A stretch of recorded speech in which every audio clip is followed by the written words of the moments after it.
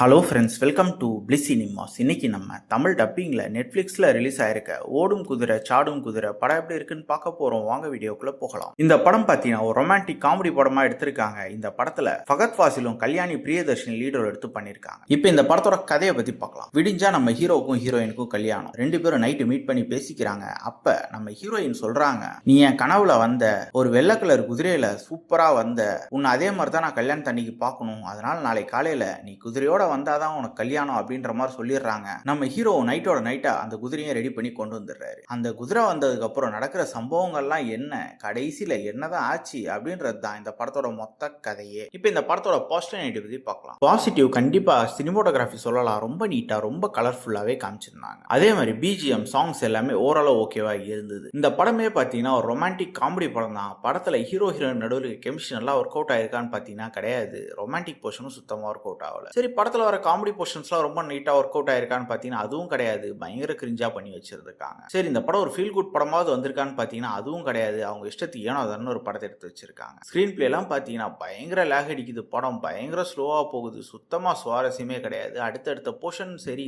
எங்கேஜிங்கா இருக்கும்னு பார்த்தா எதுவுமே கிடையாது. படம் ஆரம்பத்துல இருந்து எண்டு வரைக்குமே பயங்கர லேகா போகுது, பயங்கர ஸ்லோவா போகுது. அதுதான் இந்த படத்தோட மிகப்பெரிய நெகட்டிவ். ஓவராலா பார்த்தீங்கன்னா இது ஒரு பிலாவரேஜான படம் தான். வேணும்னா ட்ரை பண்ணி பாருங்க. இந்த படத்துக்கு நம்மளோட ரேட்டிங் கேட்டீங்கன்னா 10க்கு 4 மார்க் கொடுக்கலாம். இன்னொரு வீடியோவில் சந்திக்கலாம். தேங்க்யூ.